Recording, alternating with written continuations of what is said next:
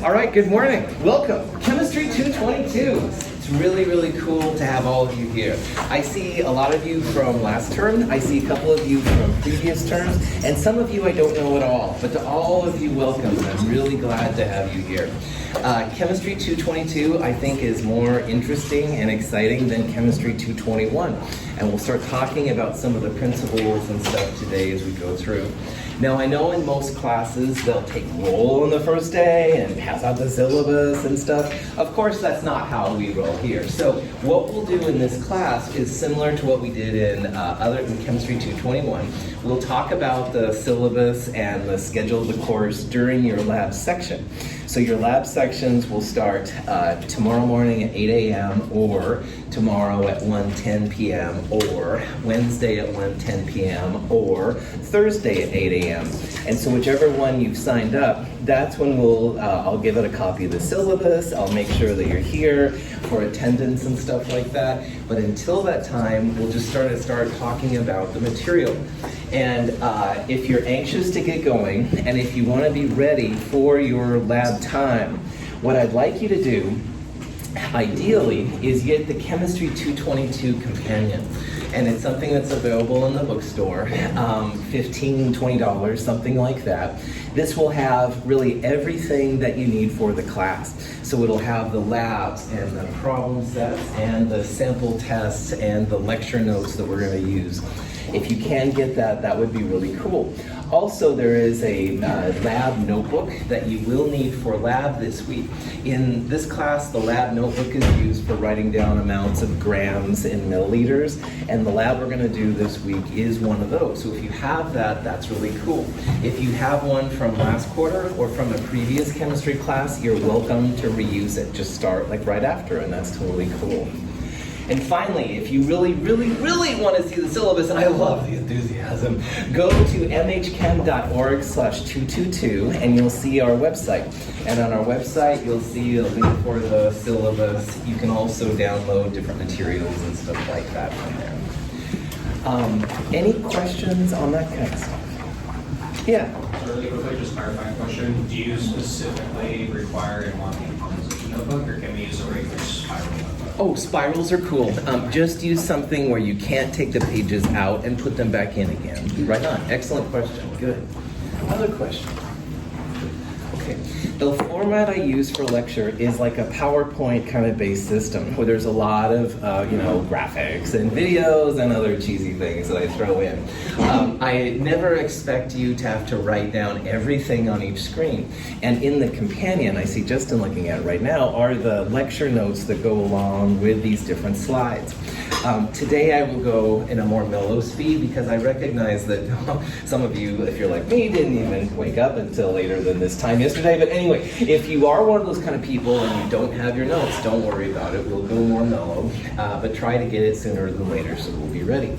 Also, we're going to talk later about iClickers. Some people have them. It's an optional thing. It is not a requirement, all right? But it is a way that you can get some extra credit if you're interested. We'll talk more about iClickers in a little bit and stuff. Your iClickers would be white. My instructor one is blue, but don't let that worry you, anything like that. Any questions? Oh, yeah. So in Chem 221, we ended up talking about the atomic electron configurations for atoms. And we went through things like lithium is 1s2, 2s1, and we saw how carbon is 1s2, 2s2, 2p2, etc., etc. We're now going to take those ideas and blend them together and recognize how molecules are formed. Now, just to make sure we're all up to speed here, because it's a new year, I understand.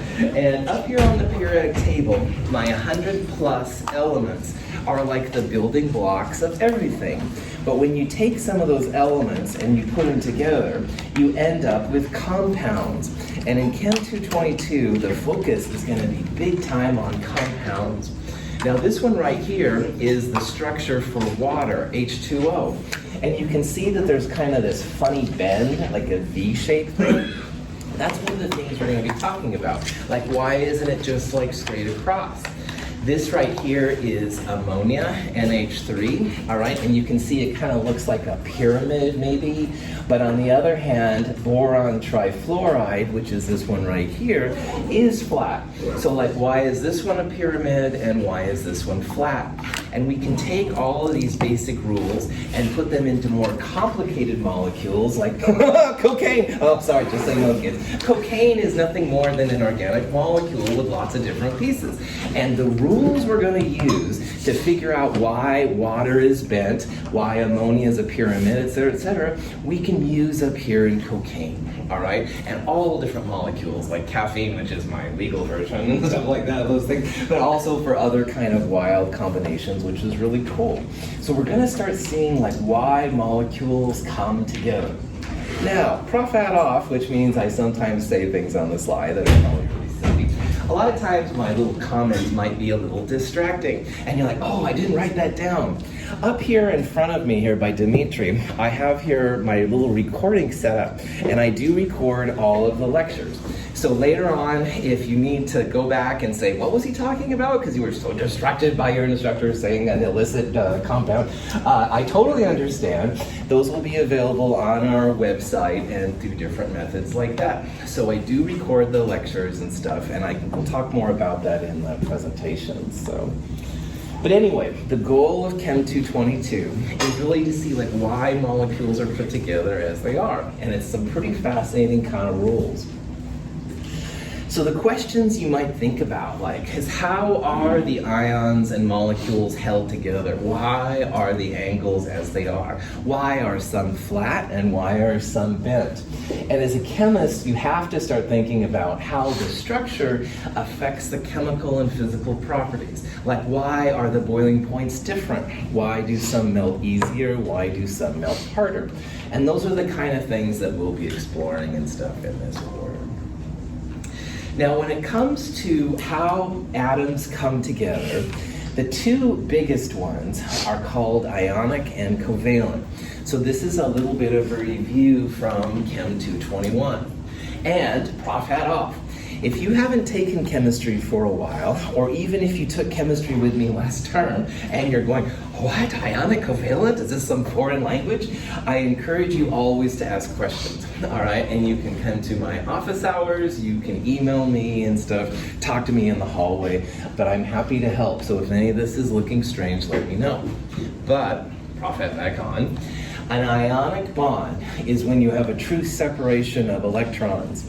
And the classic ionic compound is sodium chloride. And sodium chloride forms when chlorine gets an electron from sodium. You can see the little arrow moving right there. So sodium ends up with one less electron, and chlorine ends up with one extra electron. And if you have less electrons, you become positively charged. And if you have more electrons, you become negatively charged. An ionic bond is what happens when you have this negative-positive kind of interaction. And it's a very strong kind of bond we're going to see. Ionic bonds are usually metals and nonmetals, all right? Things with a positive charge, things with a negative charge, and those are pretty tough to get apart. Now, a covalent bond is the other kind of bond we talked about in Chem 221. And a covalent bond is when electrons are shared. So you don't have a true positive and a true negative. You have electrons being shared across both bonds. So some of this nitrogen's electrons end up over on there, and some of this nitrogen's electrons end up over there. Covalent bonds are usually the bonds where nonmetals and nonmetals come together. So like nitrogen and nitrogen, or nitrogen and oxygen. Now, really all bonds are somewhere between a pure covalent, pure sharing of electrons, and pure ionic, when you have electrons actually being donated to the nonmetal from the metal.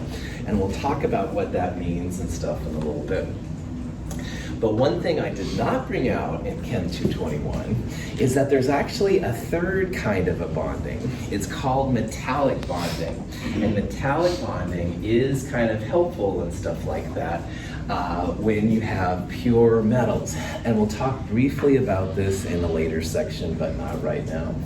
And I just looked at my own notes and forgot, oh goodness, there is a fourth type of a bonding, which was just introduced, called metavalent. And it's metalloids bonding with metalloids. And this is a brand new type of bonding, and there hasn't been a lot published on it yet. We won't talk about metavalent past this one lecture, so just but realize it's out there. Chemistry keeps on changing. Any questions? So here's kind of an overview of the different kinds. Covalent, ionic, and metallic. Again, that metavalent is still so new, I don't know what to do with it, honestly. But anyway, covalent is really good for when you have nonmetals and nonmetals coming together. And ionic is really great when you have metals and nonmetals, or something with a positive and something with a negative charge.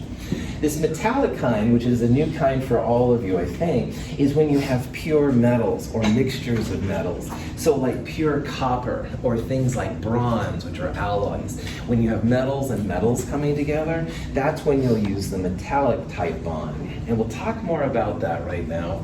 The big ones for us are going to be the ionic and covalent, because most things kind of follow those kind of systems. Now, this little beast up here is just to make you realize I have cool equation editing skills. No, seriously, this little thing right here is called Coulombs Law. And this is something that I'm stealing from physics. It's also something that we're not going to use like a plug and chug kind of equation. But Coulombs Law is really helpful for figuring out how strong ionic bonds are especially, but it can be used to other things. And we looked at this in Chem 221. The force depends on all of this stuff, but I want to focus on just the top part and just the bottom part. Dimitri, you're right here in the front, man. Can I use you as my model? Sure. Oh, thank you. So I apologize, but I sometimes I do need a model. And Dimitri, if you don't mind standing here in front of the video audience and stuff, that would be even better. All right, cool. Thank you, Dimitri. So in Coulombs Law, there's two parts that indicate how strong a bond can be. So, Dimitri, haven't seen you for a long time. Single bond, all right, no problem. Brian says, oh, come on, guys, break it up. He tries to pull us apart. It's not too hard, but it could be done. But I actually haven't seen Dimitri for quite a while. I'm setting the time, I saw you left. Dimitri, haven't seen you in a long time. Double handshake. Now Brian tries to break us up. Tougher, all right, because we're holding on even tougher. And if Dimitri and I had a third hand, we could make it even stronger. Now, this cheesy thing shows that a single bond, all right, which is what this is. If you have N of one positive and one negative, that would be, Dimitri, good to see you. Two positives and two negatives. Dimitri, I haven't seen you forever. That's a lot tougher to break apart. All right, so even tougher. And you do sometimes have 3 and 3, which would be the third thing. But there's one more thing, Dimitri. I'm not quite done with you, and I apologize in advance. Dimitri, good to see you. Dimitri's like, oh, Russell, you're getting weird. So he backs away from me. Dimitri, what are you doing, man? Keep going, keep going. Oh, breaks up.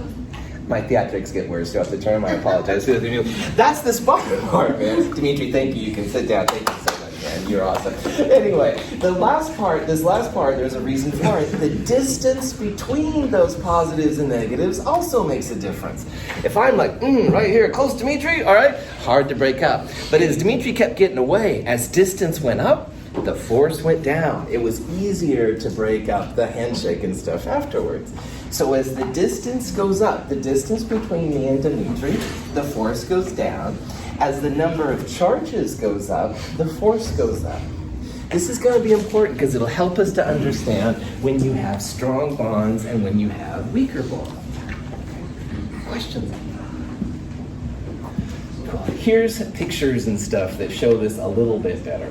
All right? The distance is literally the distance between the two atoms you're looking at. All right? So this is big fat me and this is Dimitri. So this would be the distance part of this part right here. And as it gets bigger, it gets crazier.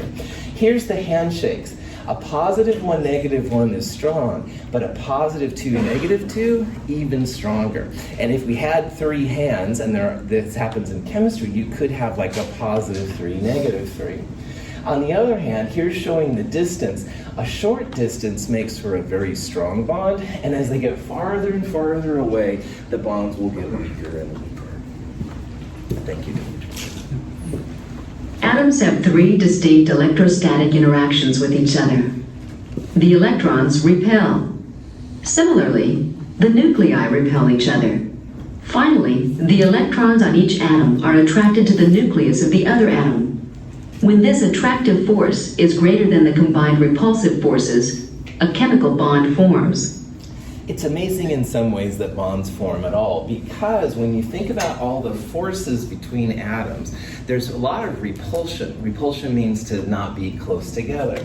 Remember that in chemistry, positives and positives repel, negatives and negatives repel, but if you have a positive and a negative, they will attract.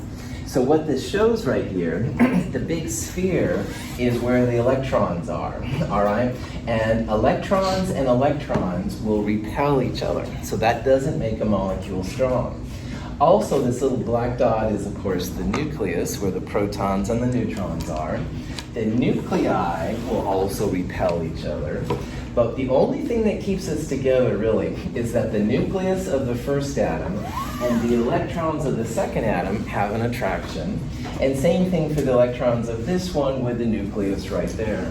So sometimes bonds don't form at all right? That's because those repulsive forces become larger than the attractive forces that keep them together.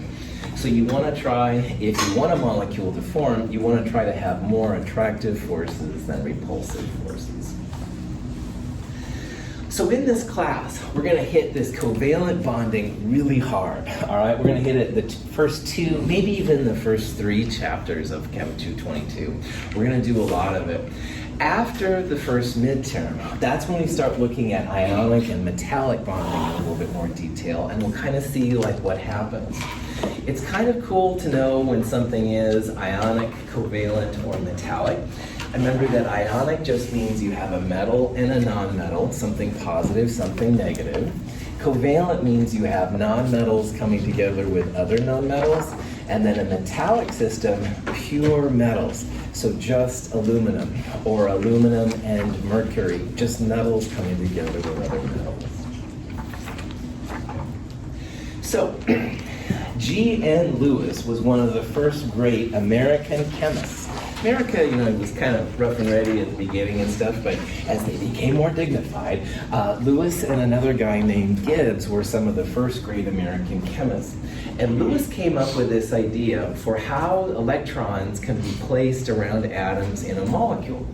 So a Lewis electron dot structure, which I'll a lot of times just call a Lewis structure because it's less syllables, is a really handy way to see how electrons are spread around the atoms. And there's some simple rules that we'll use to figure it out. When you do have atoms coming together, you end up making what's called a bonding pair. And a bonding pair is just two atoms coming together with some kind of attraction. But we're also going to see that sometimes electrons are only on a single atom, and those guys are called lone pairs. So a lone pair is just electrons on an atom that doesn't share with another atom, while a bonding pair, you actually have electrons going between the two atoms. Makes like a connection. It's the handshake that I made Dimitri do with me. HCl. Hydrochloric acid and water, hydrogen monochloride when it's not, can be listed as this thing right here. There's a little line between the H and the Cl, and there's also 3 sets of little dots around the chlorine. This is the Lewis structure, Lewis electron dot structure for HCl. I put this up here because I want to see what the product is, what we're going to be making. This line right here is a bonding pair, all right? And a bonding pair we write with lines, solid lines like this. The little dots right there are called lone pairs, all right? And you must write lone pair electrons as dots. Do not use little lines on there. You'll drive me crazy. Don't do it. So dots are the lone pairs, and lines are the bonding pairs. So around the HCl molecule, the connection between this, if you will, Dimitri and I, or in this case, hydrogen and chlorine, that's listed as that little line right there. This is like a single handshake, all right? But chlorine has 3 lone pairs around it. So chlorine is bristling with electrons, and hydrogen doesn't have the electrons that chlorine has. So what we're going to do in these structures is we're going to create things that look like this, all right? The number 4 is going to be a common, although not exclusive, number for the number of atoms, number of pairs around certain atoms. So you can see here, like chlorine has 1, 2, 3 lone pairs and a bonding pair. 4 pairs is going to be very common. It's not, everything doesn't have to have 4, but this is very common.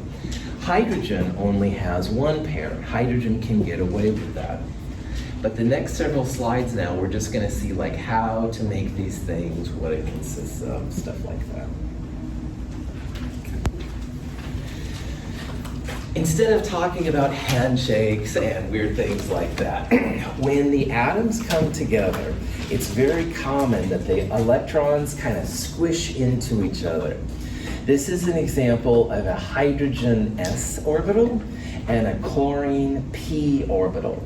Hydrogen was a 1s1, if you remember from Chem 221, and chlorine was a 1s2, 2s2, 2p6, 3s2, 3p5. The 3p5 had 1 p orbital with just a single electron in it. And when those two come together, instead of doing the handshake thing, really, they smash into each other, creating a sigma bond. And a sigma bond, which has the little symbol sigma right there, is the most common kind of bond by far. And it just happens when electrons come together and they kind of smash into each other. It's the overlap of these orbitals.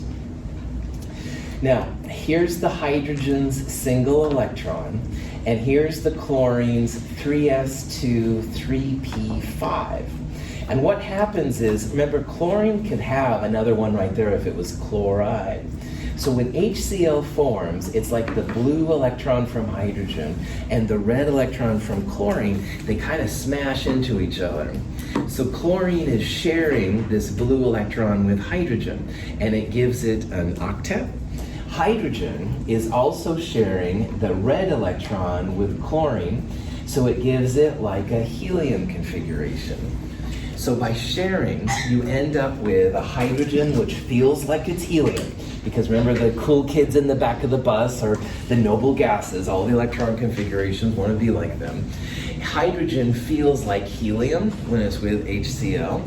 And chlorine feels like it's argon because it has also a filled outer shell. So the atoms like dig making these bonds. Now, if you are like, what, hydrogen, chlorine, p bonds, s bonds, whatever, do not worry, all right? This isn't a big part of what we're going to start doing. If you ever have questions on those kind of things, I'm happy to talk about it. But the important part right now is that when these get filled in, they kind of feel like a noble gas. And the nearest noble gas to hydrogen is number 2, helium. And the nearest noble gas to chlorine, Cl, is argon, Ar. So by sharing electrons, they can feel kind of like they're noble gases. And that's where the stability of the molecule comes from. And HCl is pretty stable. Each atom has a single unpaired electron in their orbital, and those are the ones that come together to make then the bond, the HCl bond. So, okay, yeah, see. So we're only putting 2 dots per side. Like, so when you do the dot formation or whatever it's called. Right. Because Cl has 16 electrons or so. So this is only 2 dots per side, and it's showing the bond. Yeah. In the normal structures, we would have just a line right there. I'm trying to show in this picture that like 1 electron comes from hydrogen and 1 comes from chlorine, right on it. But yeah, they're just like, they're sharing those electrons back and forth. That's where the covalent nature comes in. Okay, so it's just showing the bond. You bet, that's right. Zeke does bring up a really good point. Normally in a Lewis structure, all right, we wouldn't draw dots like this, we would draw just a line, all right? And that's a way to show then that the electrons are being shared from 2 different atoms. Good. Okay. Zeke said about chlorine, the number of electrons, if you're ever curious, is for a neutral atom is the same as the atomic number. The blue number is up there, all right? He said about 16. I'll call that, especially since it's the first day. Chlorine is number 17, so chlorine normally has 17 electrons in it. And when you make a Lewis structure, you only want to have the outermost electrons involved in the bonding. So we're going to talk now here about how to take those total electrons and figure out which of them are core and valence electrons. And the valence electrons are the one we want to focus on big time. The valence electrons are the outside ones, all right, the ones that we're not talking about. So for example, earlier, Dimitri was number 1 on my list. I said, Dimitri, come up here and shake my hand. Because he was close by me. He's like core. If I'm the nucleus, he's the core. Now I could have said, Madison, get down here and do it. But Madison's way in the back, or Brooke for you for that matter. But they're both in the back, and I am embarrassed enough as it is. So they're farther from the core. Those are the ones that are more likely to bond with other molecules because they're further from the nucleus. Remember, the nucleus is just a big positive entity and the electrons are negative. Dimitri, if you will, is shielding by his electrons, if you will, the effect of the nucleus. So that's why it's more likely, Dimitri, that I'd call on you, thank you again for being here, than Madison or Brooke because they're further apart. So valence electrons are the ones that are going to make the molecules, all right? It's not the core. The core are too close to the nucleus. The nucleus is like holding on to them. But those valence ones, man, they're out. Now, boron, total electron configuration, 1s2, 2s2, 2p1. There's 5 electrons in boron. First 2 electrons, always 1s, next 2s, 2p can hold up to 6. The core electrons are usually the lower quantum number. So the 1 of 1s is the quantum number, and these have 2. So usually it's the higher quantum number that's going to tell you which ones are valence, and the lower ones will be core. So for boron's case, core is going to be 1s2, the helium configuration, and the valence are going to be 2s2, 2p1. So boron has 3 valence electrons, and those are the 3 that are going to bond with other atoms. The 1s2, those are stuck down here with the nucleus like me. These electrons are going to be the ones that are going to do things. And we can draw the boron atom as having 3 dots around it initially, because those are the valence electrons. You can do this kind of process for every atom if you want. Bromine ends up having 7 valence electrons. The higher N, the 4s2, 4p5, those 7 electrons are the ones that are going to interact with other atoms. The 28 down there, those are core. They're going to stay where they are. Yeah. Can't we use the group A numbers to find a valence electron? Dimitri, just come up here and teach my class, okay? No, seriously, Dimitri had an excellent say. He's absolutely right. There's a much easier way to do it than this one, and you are the man for saying it. Yeah, use the group number, all right? So instead of trying to figure out, and you probably don't remember, which is okay, like 3s2, 3p4, or whatever. No, don't worry about that. The valence electrons equals the group number. Now, we're using the American version of the periodic table, which has 1A and 2A on the far left, and 3A through 8A on the right. And please use this version for this discussion. But if you look at this, and you're curious about how many valence electrons oxygen has, you look up here at this 6A. And the 6 is the group number. So oxygen always has 6 valence electrons. Here's chlorine we talked about earlier. Chlorine is in group 7A, so the 7 means it has 7 valence electrons. And likewise, you can find the core electrons. So chlorine, if it has 7 valence electrons and 17 electrons total, 17 minus 7, 10 core electrons. So already the periodic table here, helping you out, best cheat sheet ever. I get too excited about the periodic table. I know. You can figure out literally valence and core electrons for any of the atoms.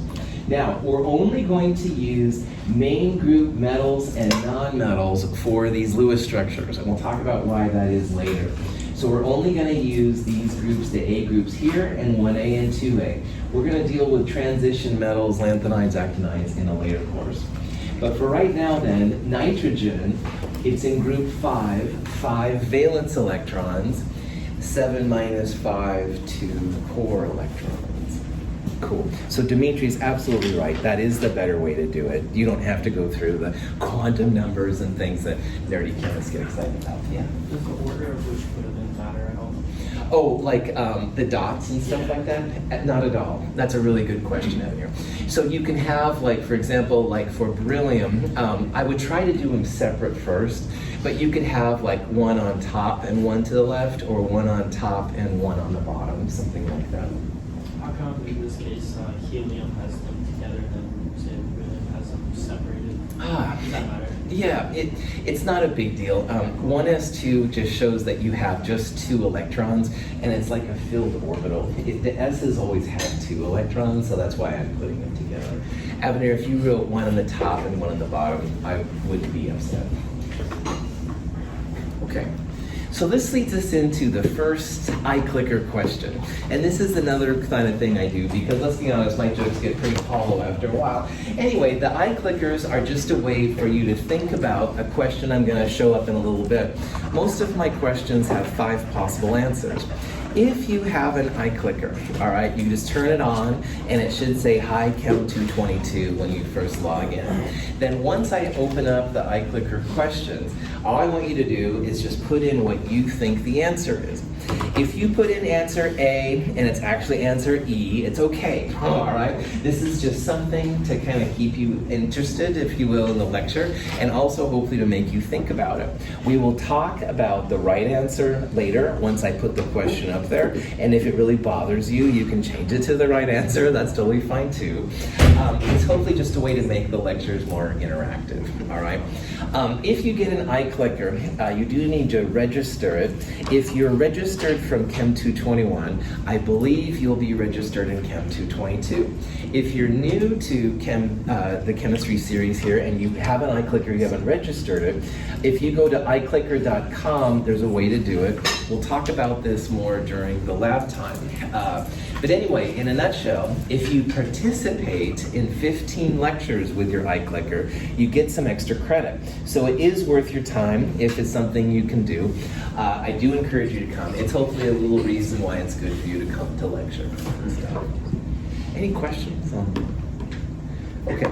So here's our first question. And again, some of these questions it take some math, and some of them are just, whoops. There we go.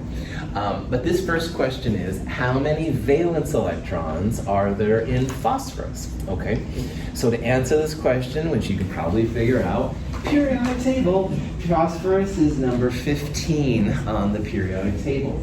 And remember that the blue number 15 represents the total electrons in a neutral atom. So when phosphorus is just sitting there, it has 15 electrons. To figure out the valence electrons, you go up to the top and you look at that little group number up there.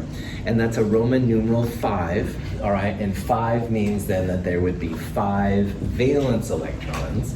So the best answer here is D, all right? The core electrons would be total minus valence. So if phosphorus is number 15, 15 minus 5, 10 core electrons. Any questions? Yeah.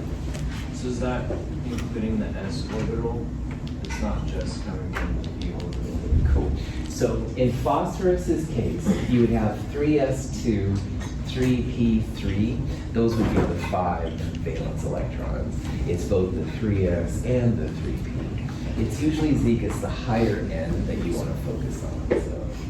So the other ones, the 1s, 2s, and 2p, those are the 10 core electrons. And again, just remember that all it comes down to is Dimitri, if this is phosphorus, would be like the 1s, 2s, 2p electrons, and then Brooke and Madison would be the 3s and the 3p. And it's those outer ones which are more likely to interact with other atoms. Yeah. Phosphorus in that case, that'd be 5 core.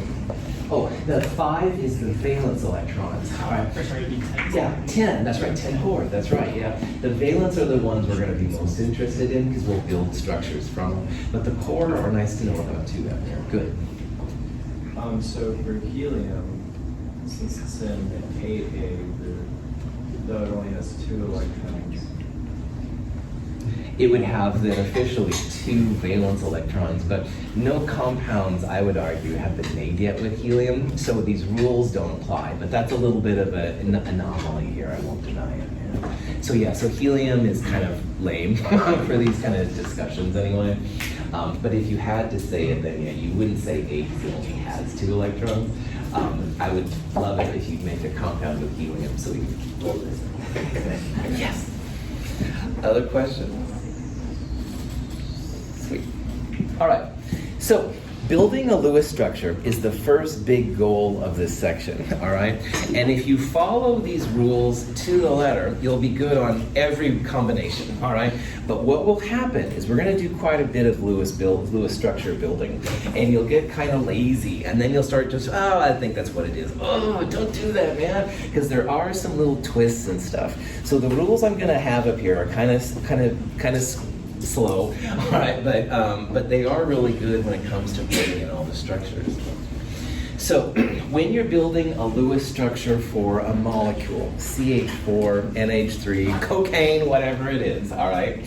First of all, the number of valence electrons, which are the ones we're going to be counting, are equal to the group number. So you want to use those ones at the top, all right? And if we wanted to do core, like Avenir talked about, it's total minus valence, but really the valence is what we're after more than anything. Now, usually, this is a pattern. Usually in groups 1A through 4A, all right? So this would be like hydrogen over to the carbon group, more or less. Usually the number of bonding pairs will equal the group number. So for example, here's boron, all right? Boron is in group 3A. Usually boron will have 3 bonds around it. That's not all the time. This is like a 90% kind of probability, all right? But more often than not, boron will have 3 bonds. Its group number is 3, so it's going to have 3 bonds around it. For 5A through 7A, all right, usually the number of bonding pairs is going to be 8 minus the group number. So nitrogen is group 5 valence electrons. And 8 minus 5 means that nitrogen will usually have 3 bonding pairs around it. And if you think about it, that kind of makes sense. This is a filled one, it's pretty happy, but you could have like an electron here, here, and here. That's where the 3 bonding pairs comes from. And the same thing over here for boron. You could have 1, 2, 3 electrons join it. There's nothing down there. These are rough guides, all right? They don't work all the time, but usually bonding pairs is going to equal the group number for these elements, and the bigger ones is 8 minus the group number. All right. Except for hydrogen, and except for some of the atoms in the 3rd and higher periods, the bonding pairs plus the lone pairs is going to equal 4. And this thing is called the octet rule. So for most of the molecules we're going to look at, if you count up the bonding pairs plus the lone pairs, that's going to equal 4. Earlier, I showed you HCl. And that's kind of cheesy what it looks like. If you look around the chlorine, there's 1, 2, 3 lone pairs. Those double dots are lone pairs. And 1 bonding pair. So 3 plus 1 equals 4. And more often than not, the molecules we're going to look at will have this octet rule kind of thing, 4 pairs total. Hydrogen is one of the exceptions. Hydrogen doesn't have enough electrons around it. It only makes 1 bond. So again, this is like 90% of the time kind of thing. Not 100%, but more often than not, it's going to work out pretty well. So knowing these kind of patterns, let's build a Lewis structure. And let's start off with ammonia. Now ammonia, which is a really good house cleaner, stinks pretty bad, smelling salts have ammonia. This is what we're going to build. And we're going to try and build a picture as to where electrons are in the molecule. And so to do this, first thing you want to do, count the valence electrons. How many valence electrons does nitrogen have? 5. Well done. It's in group 5, 5A, so that means it has 5 valence electrons. How many valence electrons for hydrogen? 1. That's right. So if you count up all of the valence electrons here, hydrogen has 1, and there's 3 of them. Nitrogen has 5. So you add them together, this molecule has 8 valence electrons. And these are the electrons that are going to be involved with bond making, all right? The other electrons of nitrogen, they're deep in the core. They're like Dimitri. They're not going to do anything because the nucleus is too close to them. Now, because we deal so much with pairs, a lone pair, bonding pair, a lot of times what I do is I'll divide the valence by 2. This thing has 4 pairs of electrons. And those 4 pairs can be bonding pairs or lone pairs, doesn't matter. Remember, this line is just 2 dots, but they're connected between atoms, so we use the line. Each of these, which should be a dot, but here looks more like a line, I'm sorry. Anyway, both of those are individual electrons then kind of hanging out. Yeah? How do we know it has 4 pairs in it? Cool. So you count up the total valence, all right? So nitrogen has 5. Each hydrogen has 1, and there's 3 of them. So there's 8 valence electrons total. And because we're dealing with pairs 2 electrons, just divide by 2. That's right. Yep, that's a good question. 8 divided by 2 is 4. A pair is 2 electrons. That's a good call. All right. The central atom is really important when it comes to a Lewis structure. And the central atom, first of all, can never be hydrogen, so that automatically makes it easier to figure out. The central atom is usually the first atom listed. All right, not all the time, but usually it is. The central atom is always the atom of lowest electronegativity. And I haven't talked about electronegativity yet. We will do that later. For right now, just realize usually it's the first atom listed, all right? And it can never be hydrogen. We'll talk about that electronegativity term in an upcoming lecture. So in this case, nitrogen has to be the central atom. And what you want to do is you want to have nitrogen in the middle of the other atoms, all right? So you're going to put nitrogen in the middle of the hydrogens. You don't want to have hydrogen connected to another hydrogen in this case. You're going to have nitrogen literally in the middle, taking all the spotlight. Something has to connect those outer atoms to the inner atoms. So the next thing you want to do is you want to form a sigma bond. Now sigma, again, just fancy names for when electrons smash into each other and they make a bond. Those are the handshakes I was doing with Dimitri earlier. The single bond is like a single handshake, all right? And it's the most common kind of bond. This keeps the hydrogens close to the nitrogens. So you can see here we've drawn little lines to between them and stuff that connects the outer to the inner atoms. Now each one of those lines is a pair of electrons. We had 4 pairs total, and what we've done at this point is we've used 3 of those pairs to connect the outer atoms to the inner atoms. So if there's 4 pairs total, and we've used up 3 of the pairs, that means there's 1 more pair left to go. A lone pair. Lone pair, good. I see a lot of you doing this already. Well done, exactly. If you have extra atoms, then create lone pairs, all right? Now lone pairs, you want to start on the outer atoms first, but hydrogen can only handle 1 bond. So hydrogens don't need any more. Nitrogen wants to have 4 pairs total, that octet rule. And notice if we put a lone pair here, 1, 2, 3, 4 pairs. Bam! Octet rule. Noble gases, cool kids in the back of the bus. All these things I babble about, and I apologize to those of you who are new because you're thinking, oh God, is there time to withdraw yet? No, please don't. I promise my jokes get better if they don't really. Anyway, nitrogen. Profit back on. Ammonia here. Nitrogen in the middle. 3 bonding pairs to hydrogen, keeping the hydrogens connected in the molecule, and 1 lone pair. And pat yourself on the back because this is a Lewis structure.